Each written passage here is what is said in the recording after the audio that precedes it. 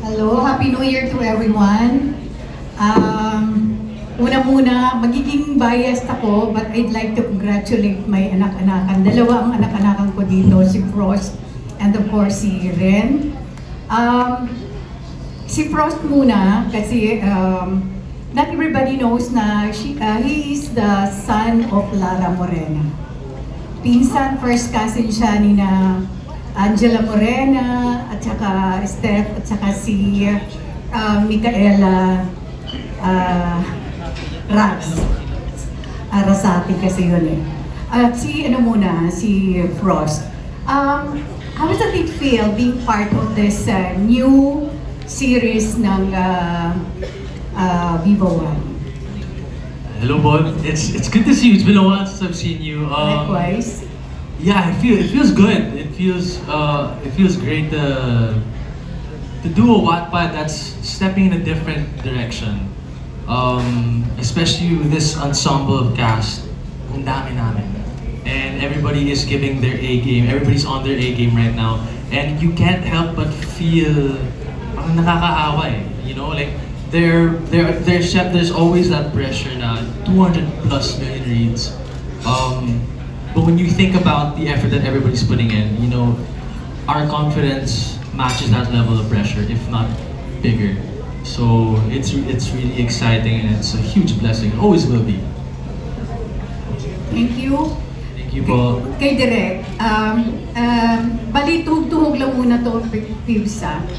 Direk, I know this is the very first time na na-direct mo sila lahat. Am I right?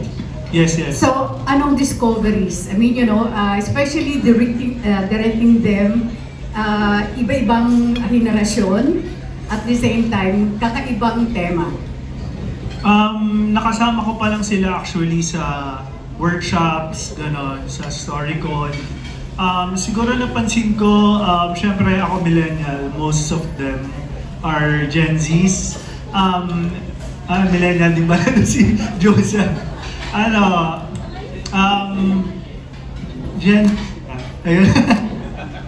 Ayun, very sila, passionate, excited, very playful sila, tsaka talagang pinagpupursigihan nila. Yun yung napansin ko sa kanila. Tsaka kabado rin sila kasi etong ang mga Wattpad stories talagang maraming readers na mahal nila yung mga storya dito sa Wattpad. In as much na gusto ko pang magtanong, I'd like to give this opportunity sa iba, but I'd like to congratulate everyone, lalong-lalo ng aking mga anak-anakan, Ren and of course Frost. Congratulations and of course Joseph.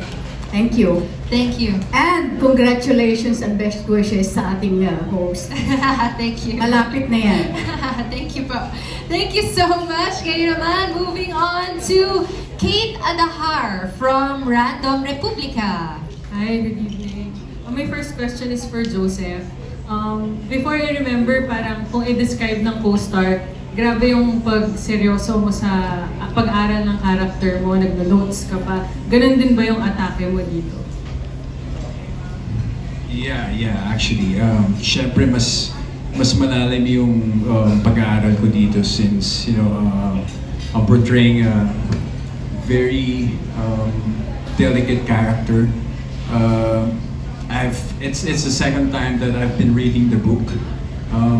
Marami na akong movies na napanood. I gained 15 pounds of muscle for the role. And yeah, it's the pressure is real. The pressure is real. Especially, you know, alam naman natin na it's been almost 12 years now since first na-publish yung book 1 ng My Husband is a Mafia Boss. And yeah, just, you know, you just want to give your all para dun sa mga readers natin. Thank you. And for Ren, hindi naman to yung first time na naging bida ka, no? Pero makikita na kahit parang medyo may kaba ka this time, parang meron pa rin kaba. Gaano ba ka-special to o kaiba dun sa iba mong pinagbida? First time ko po mag-lead for Wattpad adaptation and sa Vivo One po actually.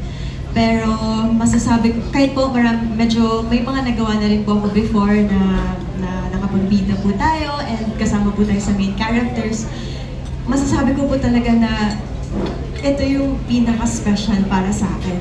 Parang ang tagal-tagal po akong ni-ready para dito. Ganun po yung pakiramdam na parang dati tinatanong ko, ano kaya yung para sa akin?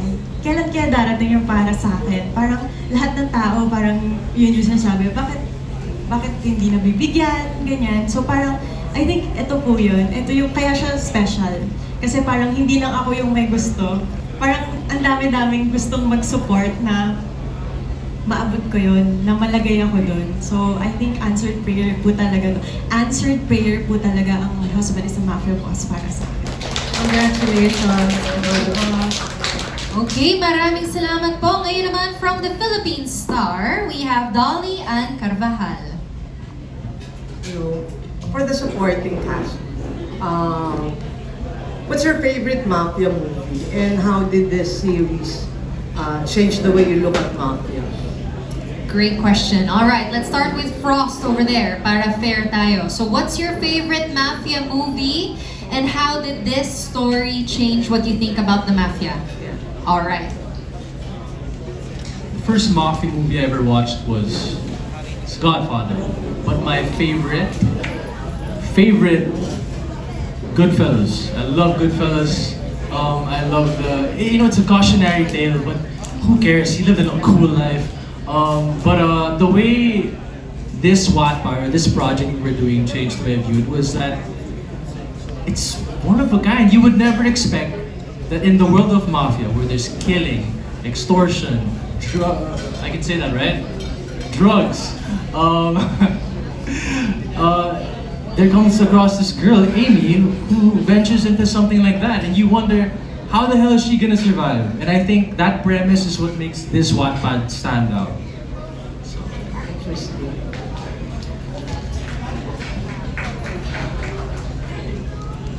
Okay, I'm Jaime Eliana. So, my favorite mafia series or movie would be The Peaky Blinders. It's a great option. Medyo matagal din siya eh. Siguro five seasons. Grabe, it focuses on the dark side talaga of the mafia. So, it could be adapted into this series which we could all learn from. Pero my character kasi, I don't wanna spoil, pero medyo mahina siya sa mafia. So, parang kailangan ko pa maghanap ng inspiration sa mga ibang series.